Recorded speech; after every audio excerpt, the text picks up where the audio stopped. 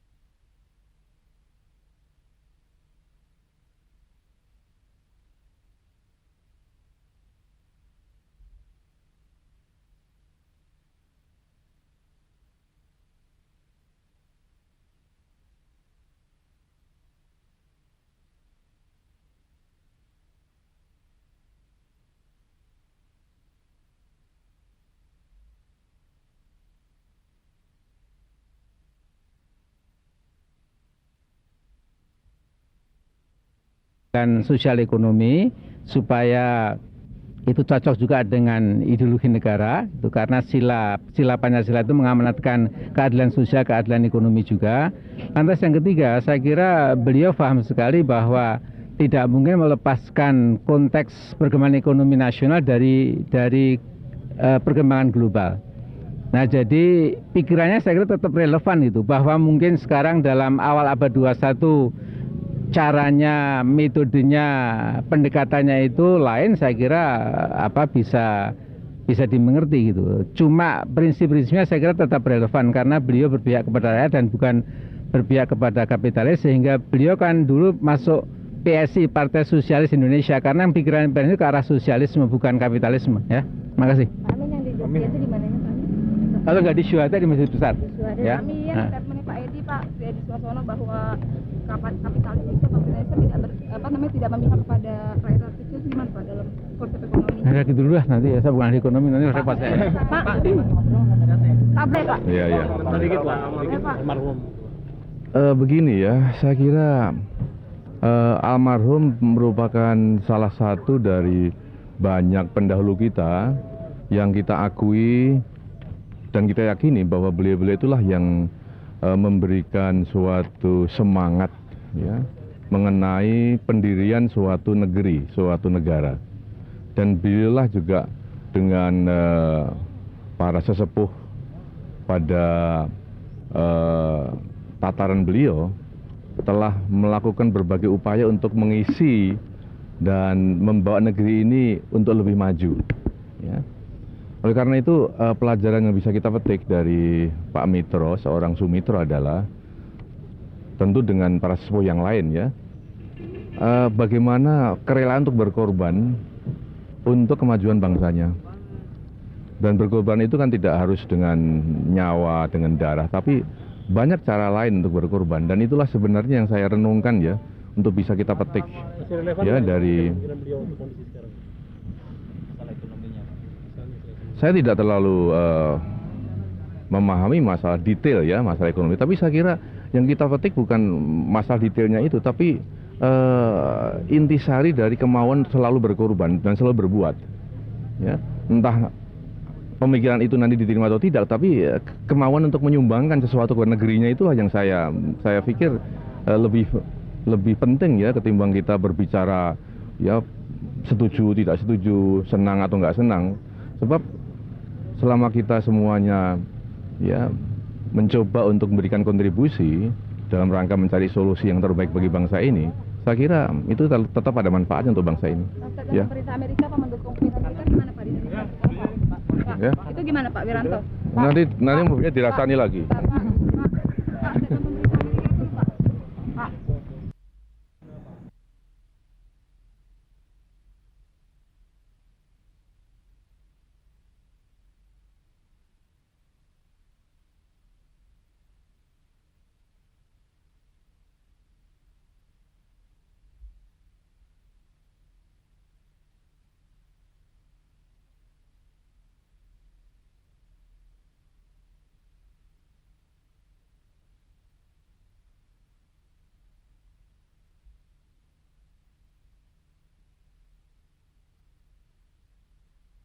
Meninggal nantilah di tempat lain lah. Di luar aja Pak gitu. Aja Pak, gitu di luar. Pak, ya dong Pak, Iya. hari nungguin Pak sedikit aja Apa? Pak. Sandra Asri, Pak. 3 opsi itu Pak gimana Pak? Nggak tahu, aku udah lupa aku. Pak, Udah lupa aku. isi Bapak. Udah baru keluar masa orang masih sedih Enggak, kalian naik. ini sekarang kan udah di luar.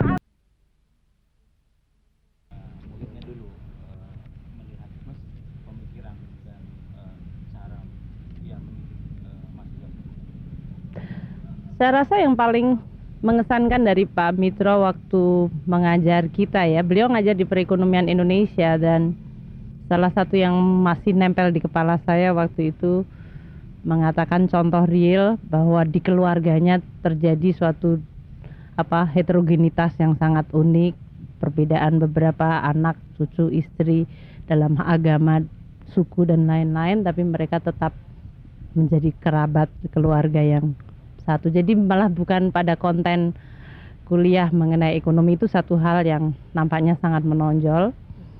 Kalau dari sisi gaya mengajar dan isi mengajar yang di bidang ekonomi, saya rasa Pak Mitro orang yang sangat energik ya.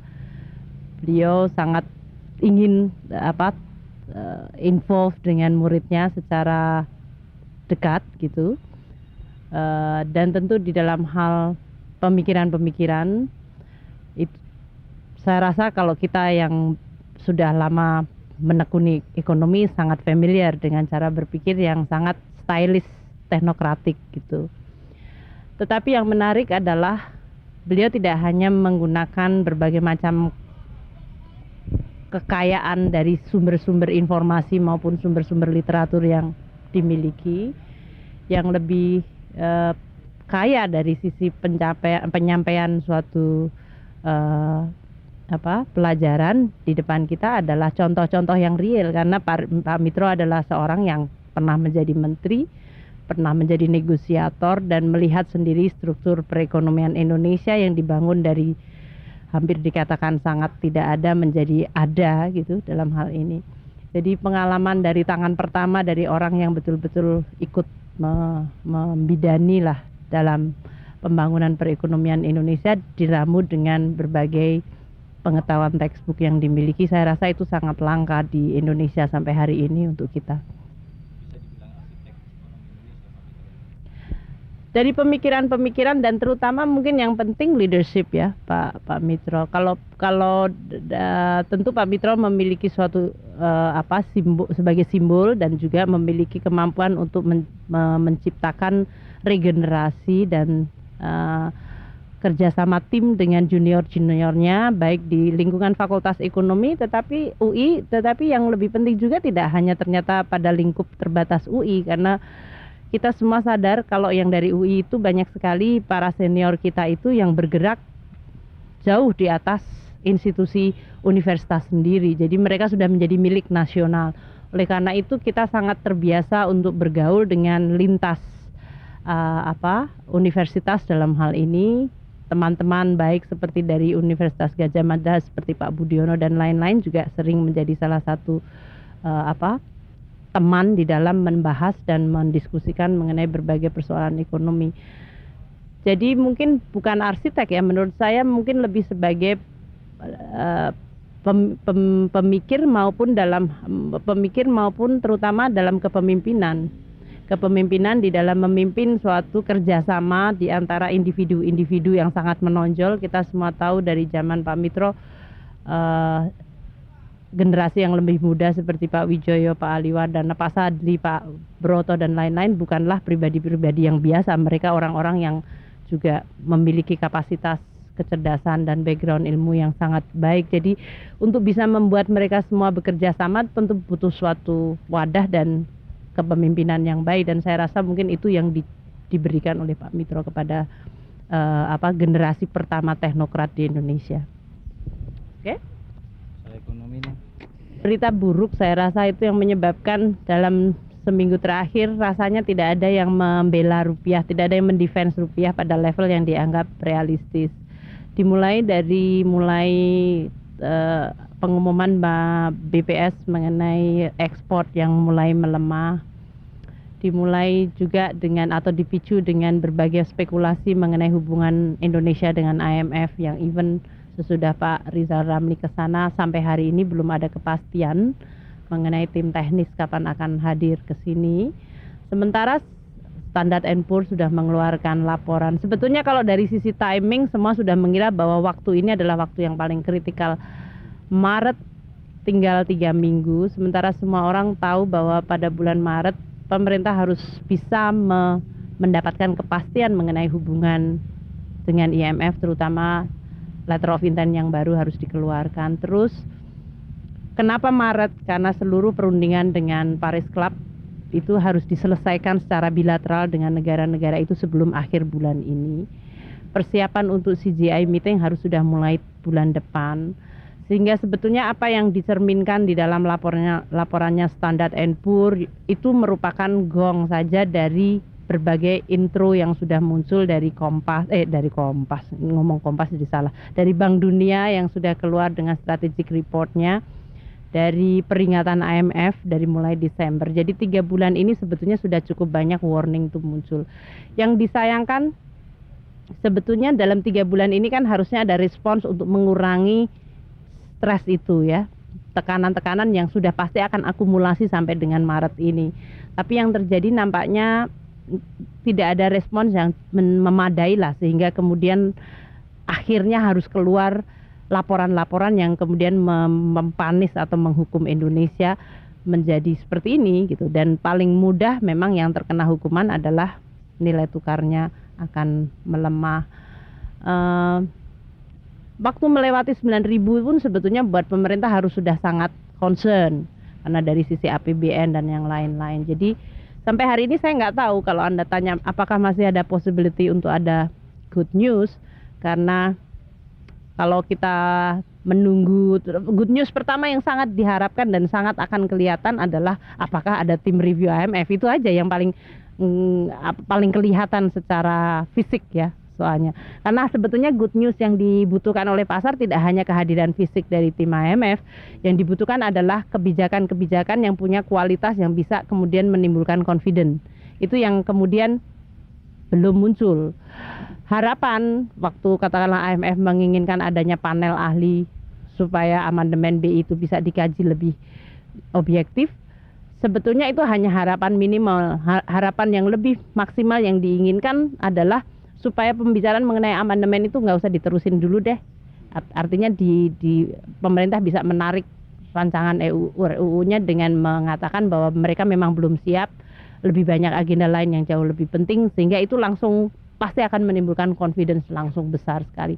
Hal-hal itu sebetulnya bisa dilakukan oleh pemerintah kalau pemerintah konsentrasi mengenai apa yang bisa secara taktis dan strategis dilakukan, yang kemudian bisa langsung memberikan dampak yang luar biasa cukup signifikan terhadap confidence pasar, terhadap confidence dari lembaga-lembaga internasional. Itu berarti apakah cara IMF untuk mengulur-ulur supaya mereka punya kesempatan untuk meneliti misalnya penandatangan LOI dengan pemerintahan yang baru, atau masih akan dengan pemerintahan? Oh enggak, saya rasa kalau nunggu sampai pemerintahan apakah akan ada pemerintah baru atau tidak rasanya juga sangat terlalu spekulatif. IMF sangat menyadari bahwa Indonesia memiliki banyak deadline yang tidak bisa ditunda. Apapun yang terjadi dalam agenda politik saya rasa nggak mungkin kita mengorbankan semuanya ini. Jadi semua orang paham dan sudah tahu mengenai agenda Maret ini. Itu regardless kemarin ada memo atau tidak dalam hal ini. Tetapi sebetulnya kan peringatan IMF itu tidak hari ini saja, itu sudah mulai dari Desember yang lalu. Jadi sebetulnya juga nggak bisa dikatakan ini merupakan konspirasi untuk nunggu gitu. Buat mereka itu sangat merugikan karena dengan confidence yang merosot, seluruh pertaruhan program pemulihan ekonomi kan akan sama-sama ditanggung baik oleh kita dan dengan IMF secara bersama-sama. Kalau program makroekonominya semuanya meleset, saya rasa biayanya bukan hanya dari sisi Indonesia saja, dari IMF mereka harus berpikir lebih keras lagi dan bahkan mungkin ada implikasi kalau sampai terjadi krisis kedua ini, implikasinya jauh lebih serius terhadap paket pemulihan ekonomi yang harus diitukan di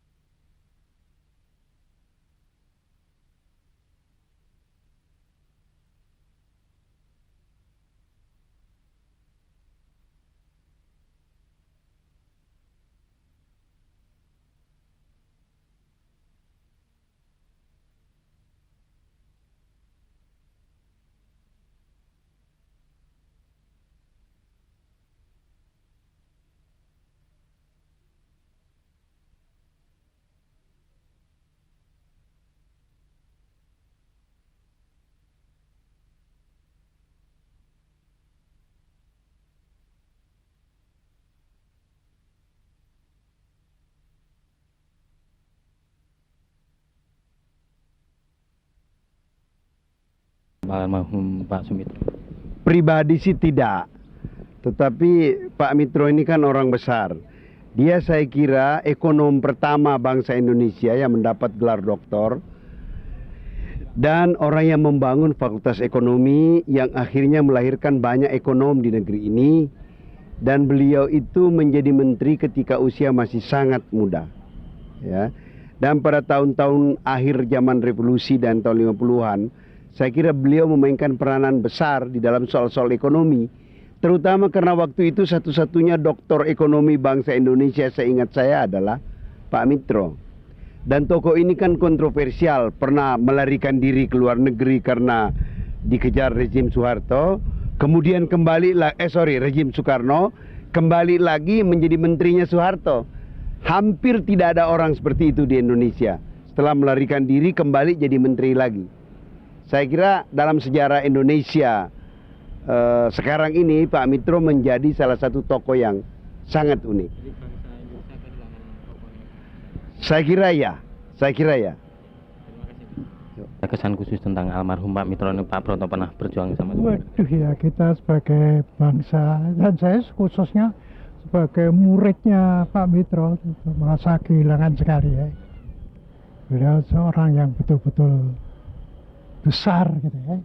Sebagai ilmuwan saya kira tidak disangsikan ya.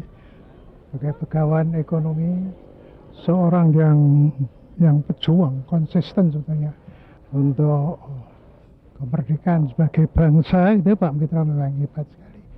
Jadi beliau itu pertama tentunya jasa yang besar sekali ya, mendirikan Fakultas Ekonomi Universitas Indonesia itu ya.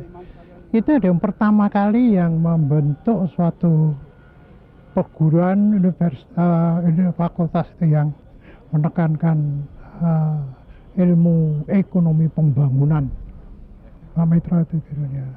Lalu cita-citanya itu mendirikan apa yang dinamakan Jakarta School of Economics gitu.